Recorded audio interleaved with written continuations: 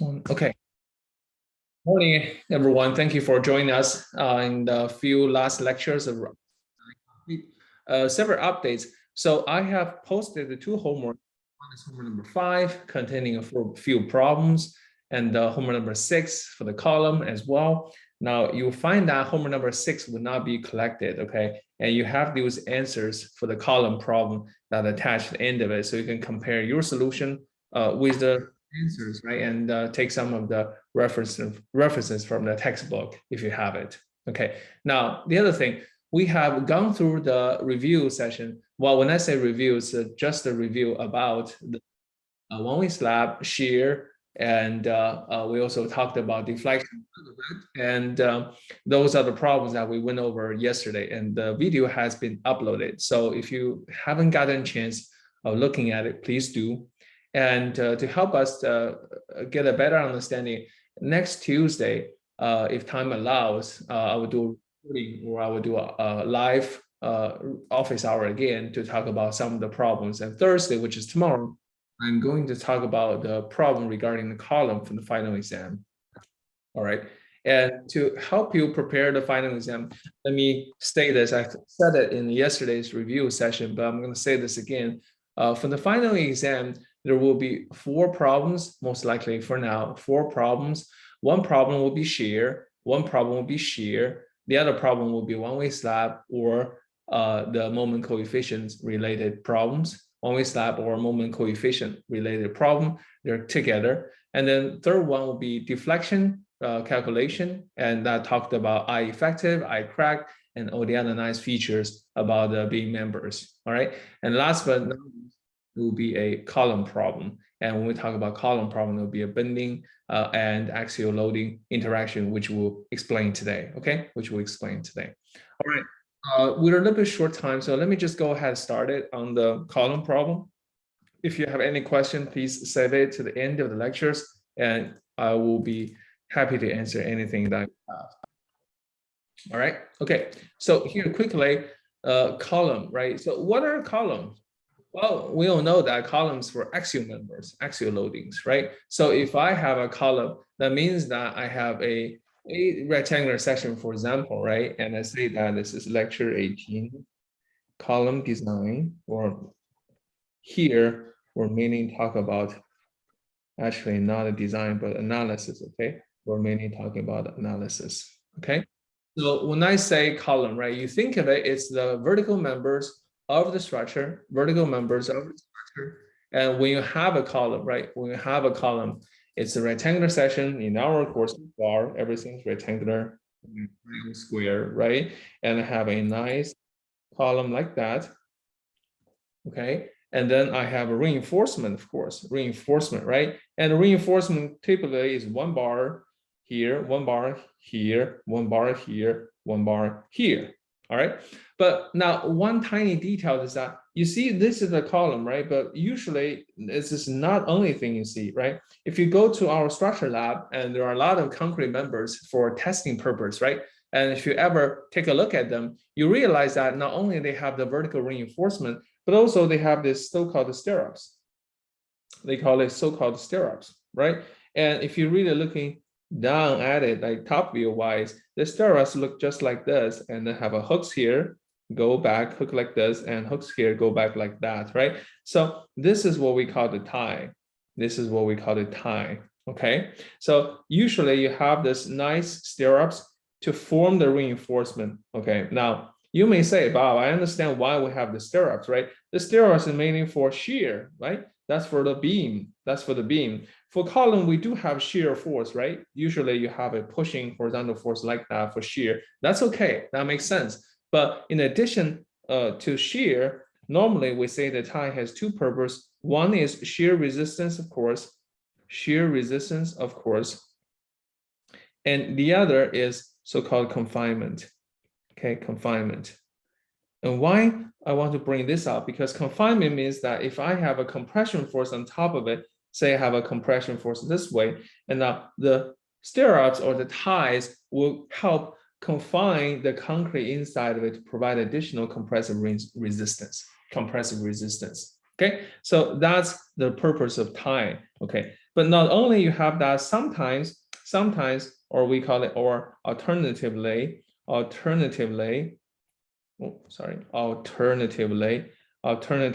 you have a different reinforcement, and we call it hoops, right?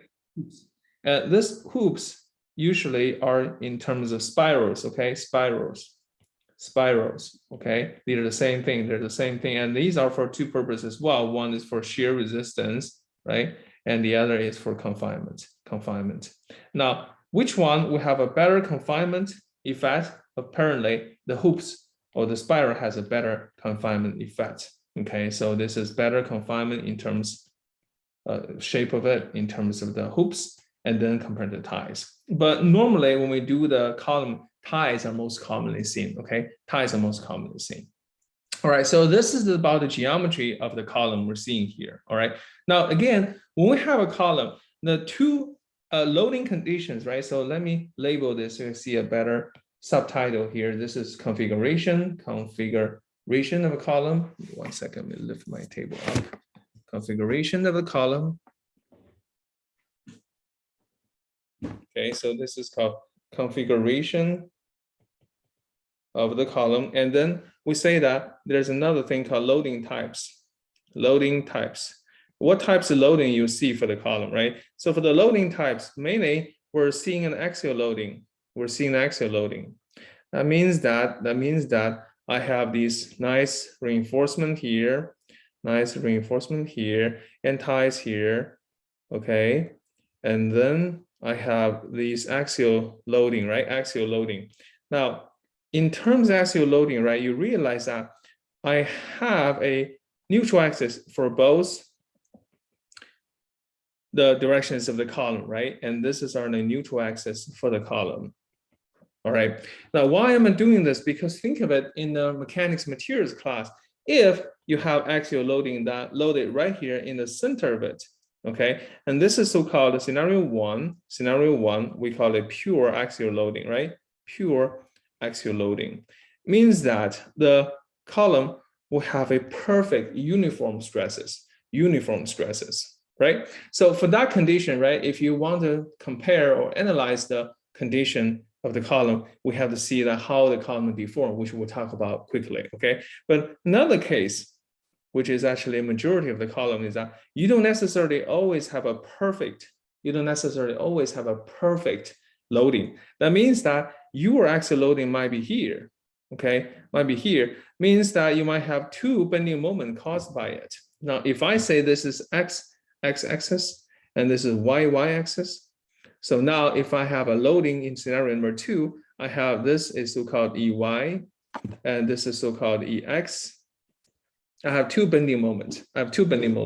One, because I have this EY and I then have a bending moment across or according with respect to the x-axis, I call M x-axis. And that is, say, if the force is P and always have an axial force of P, right? So this is P and this will be a P multiply EY.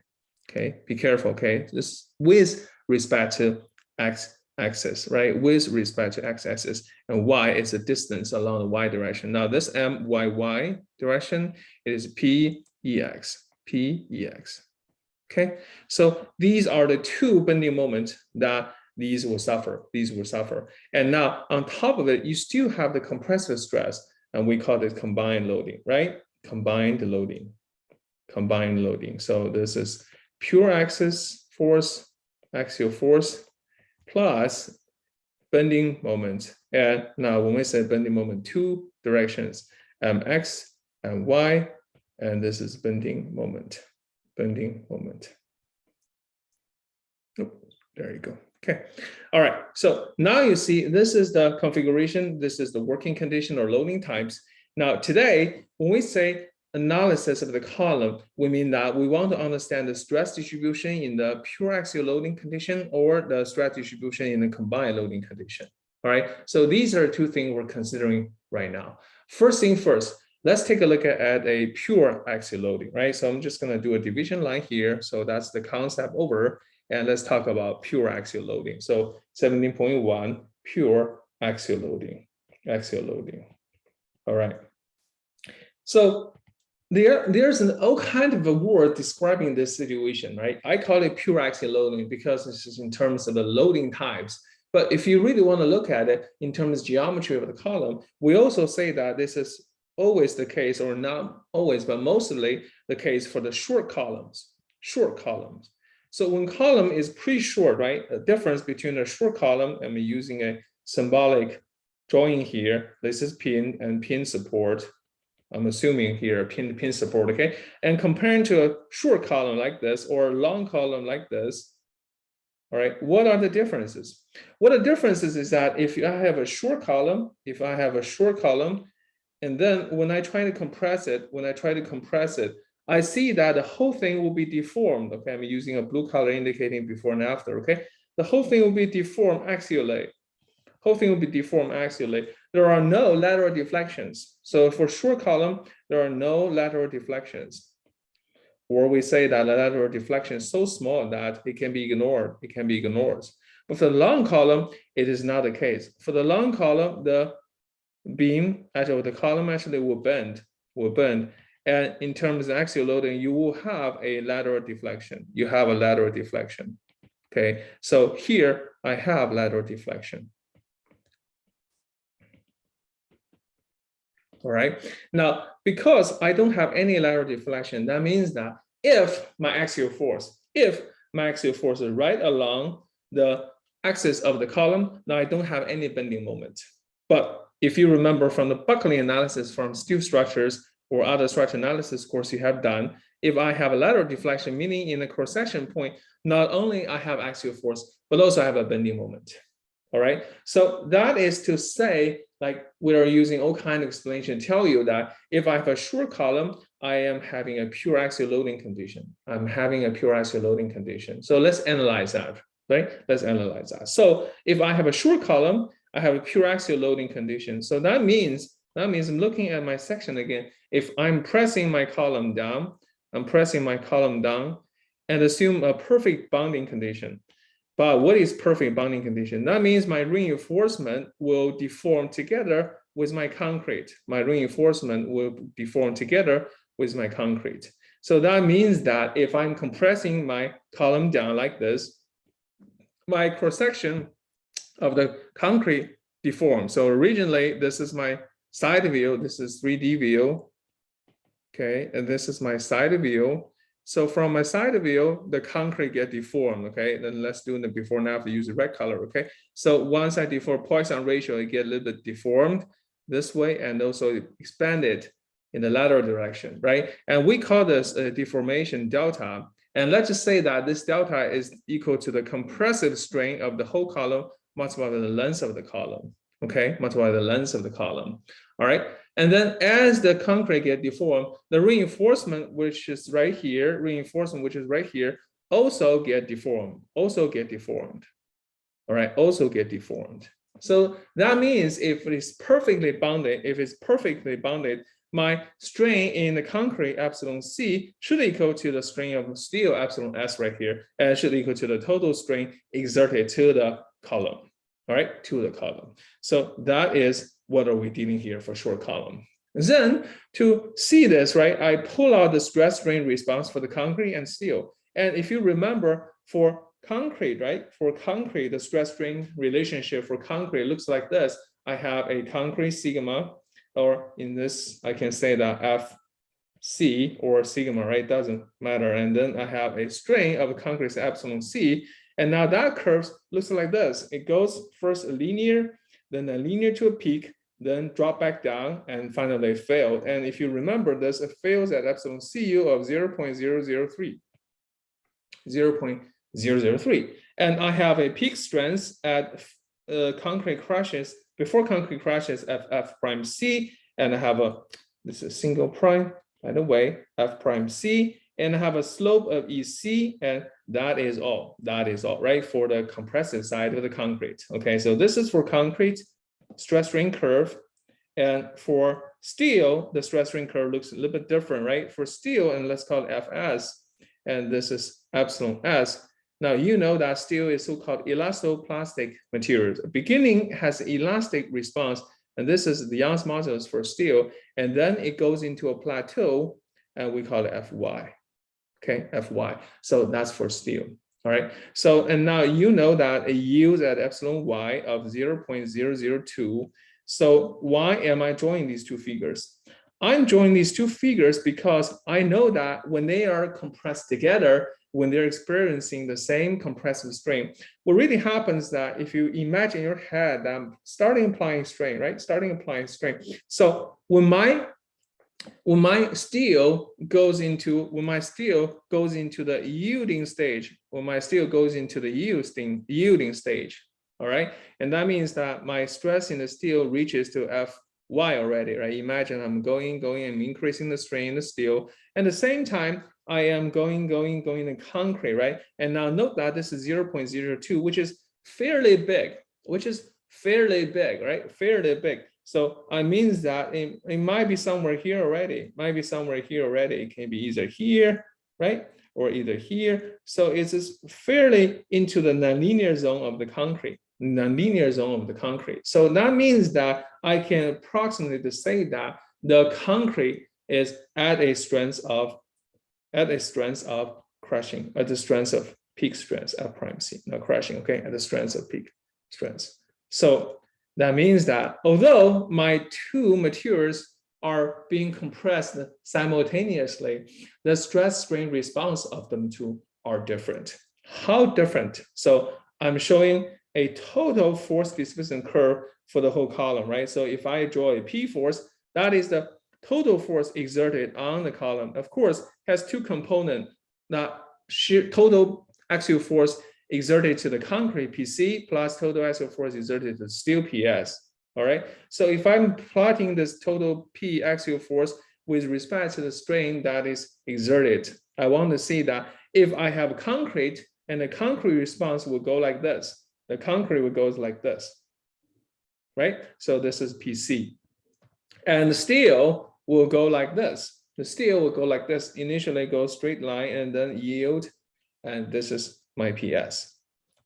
Okay. Now I'm having both materials working together, right? Working together. So the actual total response should be something like this. Okay. The total response should be this plus that, right? So this is P, okay, equal to PC and PS. All right. So now that is my total response of the column, So knowing that, and from the critical stress strain relationship analysis, I know that at failure, so I'm just going to write this down. At failure, my critical load P naught, I call it P naught, okay? This is basically the peak loading P naught here, okay? And my P naught happens, okay? My P naught happens that I know the steel has yielded. So I call it ST, okay? ST meaning this is compressive reinforcement, okay? Multiply Fy. This is basically P steel, the axial force from the steel, okay? Then plus whatever the concrete has suffered, right? The concrete has suffered F prime C of the stress, multiply AC, and AC is the area of concrete, okay? All right, so that is supposed to be the PC concrete, and then I should finish that. But before I do that, I started thinking about this assumption. Okay, when I make the assumption, I say that at failure, my concrete is probably reached the compressive strength, maximum compressive strength. Okay, but I'm not sure whether it is the case or not. Why is that? Because I have ties, I have the stirrups that provide extra confinement effect. I also have the uncertainty of where exactly the strain of concrete is at. I don't know. So to play it safe, I'm going to multiply a approximation factor K3 here. Okay, approximation factor K3 here to say that this is a certain uncertainty built inside the concrete strength. I don't know what exactly this will be at. So the question is that, okay, so now everything I know in the cross section, I have area for the reinforcement AST, I have the yield strength, I have a concrete compressive strength, I have the concrete area, because AST plus AC equal to the total area of the section. So AC naturally equal to total area minus the steel, right? So this is known. The only thing that is unknown is K3. And how we determine that is that we do it through experiment. So K3 was actually obtained from experiments, and that number is 0.85. 0.85. Okay, so in short, this is to tell you that for short column, there is not much going on. There is not much of going on, right? And as long as you have the cross-section area, you have the details, you can figure out how much of a compressive force you have. So I will go along to say that for a short column, and let me just do a summarized sentence here. So for a short column, and if you really want to say what is a short column, right? I'm just gonna make some explanations here and say the column have a length of L, I'm just trying to find the center, okay, L. And then let's say the radius gyration, or this is R, or in our sense is half the height of the column section. And that means the L over R ratio is smaller than 10. This is what we mean by short column, right? When you have that, then the design strength or the applied axial force PU has to be smaller than or equal to phi mn phi p0, okay? Phi p0 equal to a phi multiplied by this fellow here, AST Fy plus F prime C, AC, K3, and that's that. Now, what is phi here? What about phi here? Now, phi in terms of bearing compression, right? So this is compression member, right? Compressive member, right? And in our case, phi is equal to a 0.65, if you remember the table, 0.65, if you remember the table. So that is how we are going to determine the axial capacity of the column, So it's pretty straightforward, right? Nothing difficult here. So we can close this one, right? Short column. All right, so most of the column though are not short column, right? When we're happy, we'll say most of the columns are not short column. Like I said, there might be some other issues. So for slender columns, or, sorry, I have to move this into the bracket, okay? For slender column, which is end of it, or we call it bending or combined loading. Remember, combined loading. This is mostly the case for slender columns. I have moment on it. So what I mean by that is if I have a column that is so long, and when I have a deflection in the middle, that means that I will have eccentricity. And say that the center point of the section is right here, and my force is exerting right here. And to save you the trouble, I only have one directional bending moment, okay? I only have one directional bending moment. And I say that the eccentricity here is E, At this condition, I'll say that the bending moment exerted on the column is M here. So M equal to P multiply E, okay? M equal to P multiply E. All right, so now that is the combined loading. So I want to take a look at this combined loading, right? And I look at the cross section, I say, look, this P here is the compressive stress, compressive force exerted on the cross section. It means that it exerts a compressive stresses all over the section, okay? Now, in reinforced concrete design, we assume compressive stress to be positive, So naturally, you see that on the right side, this will be the compression, And the other side will be the tension, right? So this will be negative on the left and positive on the right. So to be precise, color is wrong. So this is tension, and this is compression. Okay, so the sign has to be right. All right. Say, Bob, why are you doing this? Why are you putting the signs there? I know which direction it goes. Sure, you do, but I want to analyze the stress state. So I look at the cross section. From the side view. Again, this is 3D, and this is side view. Okay. And look at the column. I see that. Look, I have my reinforcement in here. And I forgot to draw here, sorry, okay? Let me draw here as well, make it complicated. And reinforcement right there. So I look at my forces is not exactly in the center of the section, but a little bit offset, remember? A little bit offset, okay? And this is my eccentricity E here. So this combined loading from mechanics materials, you should know that equal to the, you move the axial force back to the center, right? Equal to the axial force back in the center plus a pure bending moment, no axial force, pure bending moment, and that is equal to P multiplied by E. All right, so you divide or decompose the combined loading into two cases. One is pure axial loading and the other is pure bending moment. And then you study the stress distribution and you see that for P, you have a uniform compressive stress across the section. And this stress right here, let's call it sigma P equal to P over A. And to be precise, as A is the entire cross section P over AG. All right.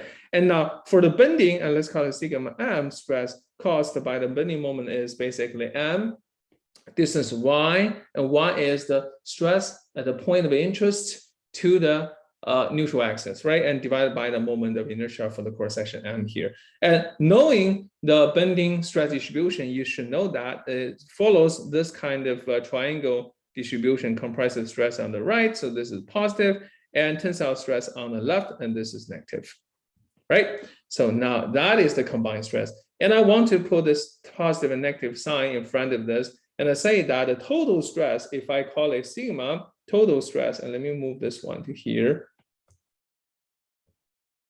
Okay, and I say if the sigma total stress is whatever stress on the section, so the total stress will equal to that plus that. So from this view, I know now total stress of sigma should equal to the axial stress P over A plus or minus, and there's a G here, and My over moment of inertia I here. Moment of inertia I here.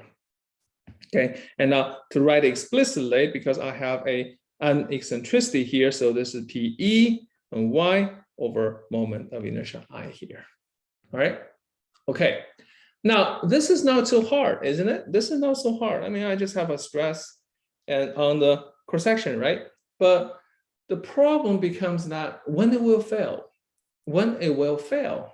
Well, think of it in scenario number one, it is not a combined loading. In scenario number one is a short column, so pure axial loading. So when you have a pure axial loading, what really happens is that you made assumption. You say that when the steel yielded, the concrete has reached approximately the compressive strength. So you do that, and then you use a K3 to kind of make it up, say, oh, I don't know the assumption so strong, so making coefficient, then I do empirical way, which is experimentally defined, and find out that coefficient to be done with, right? That's simple. But for the bending, it's not so it's not so simple, sorry, okay? Why? Why it's not so simple? Because now you think of it.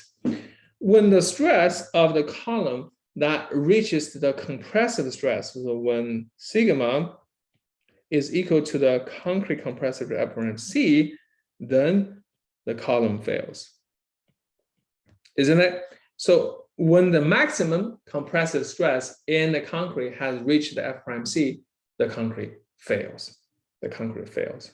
And of course, you may say, what about cracking, right? If the tensile strength of the concrete being exerted, it will fail as well, right? Sure. But in our case, most of the cases we have, the column always see compressive stresses, all right? So we mainly determine the failure of the column by the compressive stress.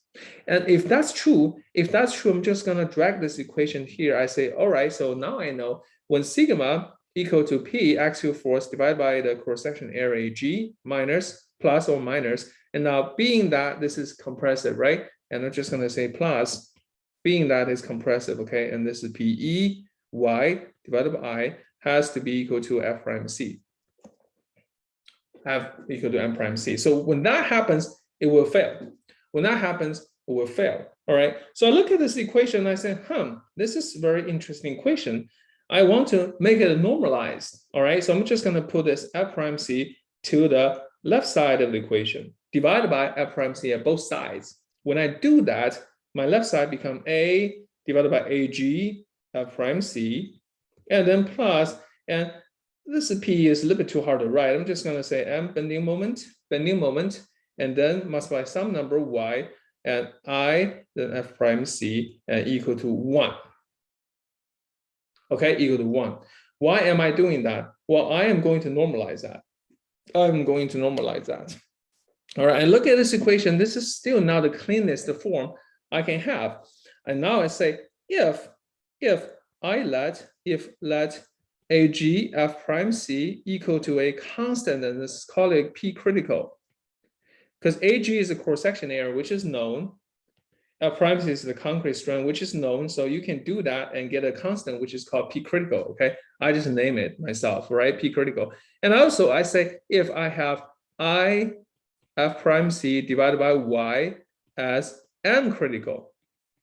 Okay, again, Y is defined as the distance between the neutral axis to the compressive fiber, okay, to the compressive fiber. So this is Y here, okay, compressive fiber, okay. So if that's the case, I now can convert equation to become, P over P critical plus M over M critical equal to 1. Now that is a nice equation. Why is that? Because if I want to draw it, I can draw it now. So how do I draw it? I say, look, if I say y-axis will be my P force, which is axial force, and x-axis will be my bending moment M, then P critical should be here, some number, okay? Calculate that, but I don't know. I'm just gonna put it here, okay? P critical will be something here, and M critical will be something here. Then this equation is essentially just a line, linear line between them, right? Just a linear line between them. All right, linear line between them. So if I draw this line and I say that if my column have been exerted by a P load, PU and MU, say here, and all I have to do is to judge whether this point is outside the curve or inside the curve. If it's inside, it's smaller than 1, it will not fail. If it's outside the straight line, it's bigger than that, it will fail. Is that right? So that means this should be my failure envelope, or this equation, okay? Failure envelope. This equation, asterisk mark equation, right? That means that if I find out this equation, find out this line, I can design my column. Basically just to see if the loading PU, MU is inside or outside this line here, to tell whether my column is intact or not. Or the other way around, if you know PU and MU, your job is to design an envelope that covers it. Is that right? Your job will be design an envelope to cover it. Okay, and then the problem becomes easier because now all we have to do is find this equation. All right, but one thing, knowing that this equation is based on one assumption, that is when the stress-strain relationship for both materials are elastic. But in our case, I have my concrete, isn't it? Concrete is not elastic. Concrete is this nonlinear behavior like that. And steel is not elastic neither. It's elastoplastic, has this plateau here. So apparently you cannot just draw a straight line, all right? And the actual failure envelope does not look like a straight line neither. The actual envelope looks like this. So start from a 0. It looks more like a bare belly and then has a belly button, and then goes back like that. So that red curve is the actual, we call it actual failure envelope. All right, this is an actual failure envelope. So you see that they're quite different. One is straight line, and the other is nonlinear line. So our job right now is to find this actual failure envelope for the combined loading. All right. So how to find that? I'm going to show it, right? So now the job is simple. I need to find this red line. All right. And now if I draw this, I'll zoom in here, okay? P, which is axial force, and then M, which is bending moment loading case, right? And I started examining this failure envelope. And I realized that along this envelope, there are few critical points.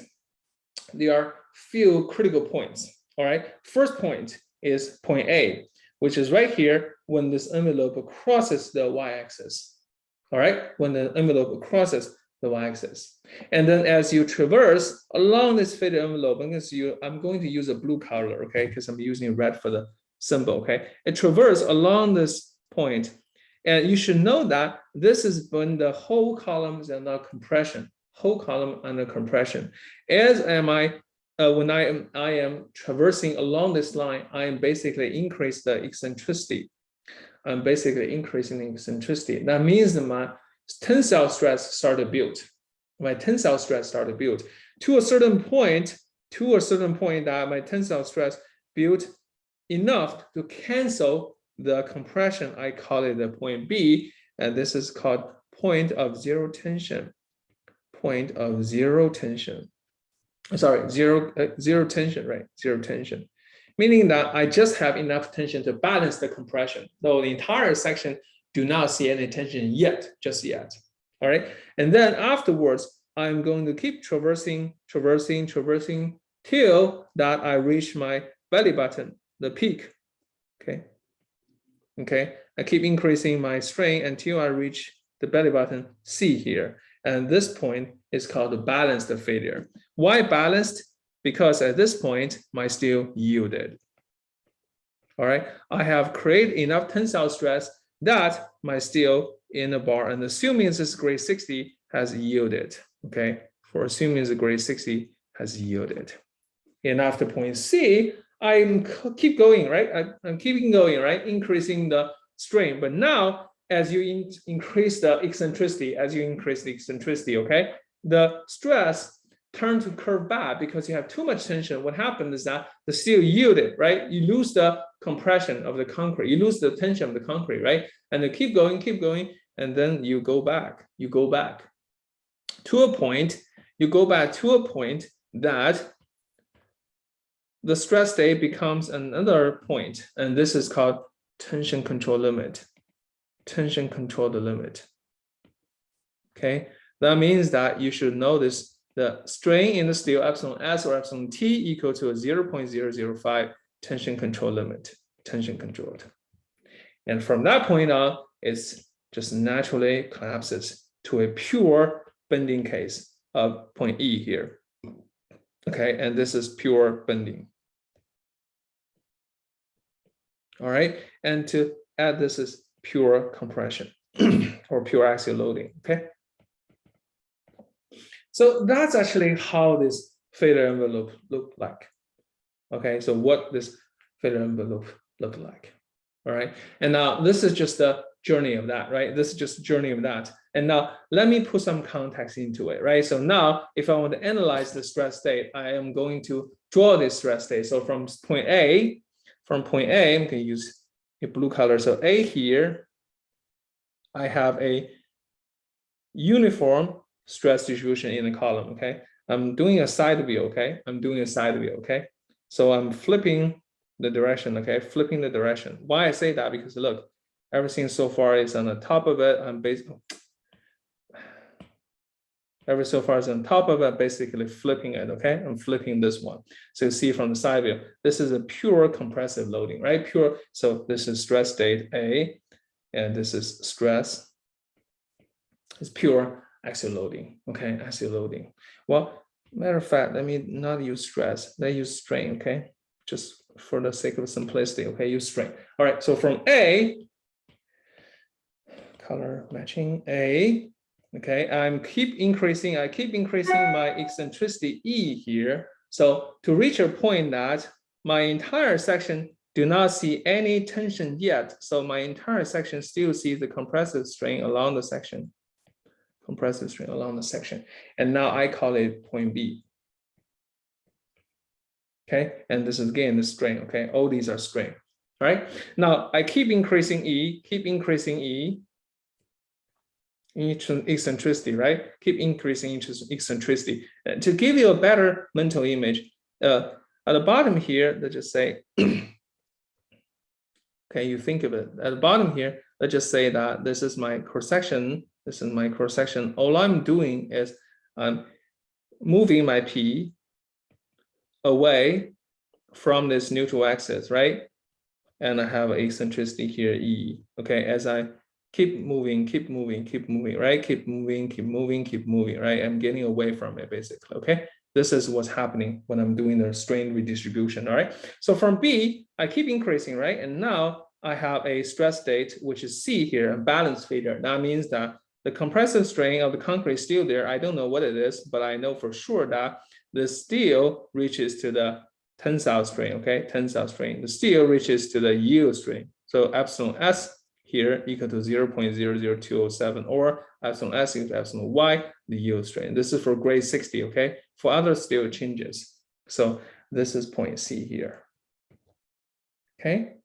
All right. Now keep going, right? I have D and E left. So keep increasing my eccentricity and my D becomes an exaggerated version of C, which means that the strain has changed to a 0. Oops. Let me move this one to lower here. So affect, oops. Sorry. Let me move this one here to be. Okay. So I keep increasing my strain in the steel.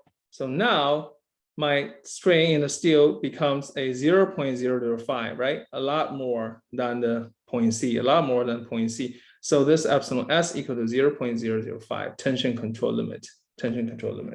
And then I keep increasing my E. And then finally, I'm arriving at a point E here where I have a pure, almost pure bending, okay? So that means my stress in the tension side becomes a lot more, and I almost have a very small compressive zone, okay? I would say this is almost 0, okay? And this strain in the steel is very large. It's far larger than 0.005, okay? All right, so now you should start spotting something, right? You should start realizing something along the whole process, right? As I am getting further away, from the sun-neutral axis, as my axial loading is getting away from it, okay? All I'm trying to do is actually pivot my line here, So what do you mean by that, Bob? Well, what I'm saying is if I move this on the left, you don't have to do that, okay? Just need to find space. I just want to keep my note more compacted, but really what I'm doing here, if this is the cross section, right? And I start putting lines here, my first line will be right here. Okay, first line will be right here. So that means this is the first strain distribution, okay? Strain distribution, right, is right here. And then I say that it actually stays still, right? Basically, the section does not rotate. So this is actually A. Okay, this is actually A. Now I'm using a different color here. So B is actually right here, right? So that is B. So I'm putting this in parallel. So B is something here. Let me do a better job. Maybe do this way. B is right here. Okay, and C is somewhere right here. C is somewhere right here. Of course, all these has a matching color. Don't want to use black one. Okay, and now keep going, right? And then I have my D right here, which is a little bit further. So D is somewhere here, for example. D somewhere here, and E is even more, right? So these uses the green is not so good. Purple maybe. E is even small, right? So somewhere here. All right. So as you can see that what really happening is my angle or my rotation is getting bigger and bigger. Let me use the kappa. Kappa is more of a standard value. Kappa is getting bigger and bigger and bigger. So as my E increases, my curvature kappa is also increasing. So in your head, you start thinking, okay, what am I doing along this envelope is I'm increasing the eccentricity as I'm moving away from the neutral axis of the section. I'm also increasing the bending curvature. I have more bending moment on the section. on this section. Okay, so this is how we're going to find this curve. Basically, you need to find A, B, C, D, and E, and then connect them. All right, and on top of all this, I want you to see one feature. That is, when you have reached the point E here, what really happening is that you have converted this column into almost a pure bending moments, like a beam. That means you have a very large eccentricity. So E is actually approaching infinity, very large eccentricity. All right, so everything is gone. You basically just have a very small compressive zone, very large eccentricity, and then you have a pure bending moment. So that is what's going on. All right, okay. Any questions, folks? Anything? All right. Now, this is the gist of it. This is the concept of it. It's fairly simple, fairly straightforward, right? Not so complicated. But when you start and do analysis, right, trying to find out A, B, C, D, E, all these points, that's when the nightmare started to happen, right? A lot of work. Okay, and I only have a few minutes left. I'm just going to go start it, but we'll continue this on Thursday. But take a look, right? So now, say that I want to find on these points, right? A, and B, and C, and D, and E, right? And all I need to find out is basically two things, okay? To use this one, okay? To determine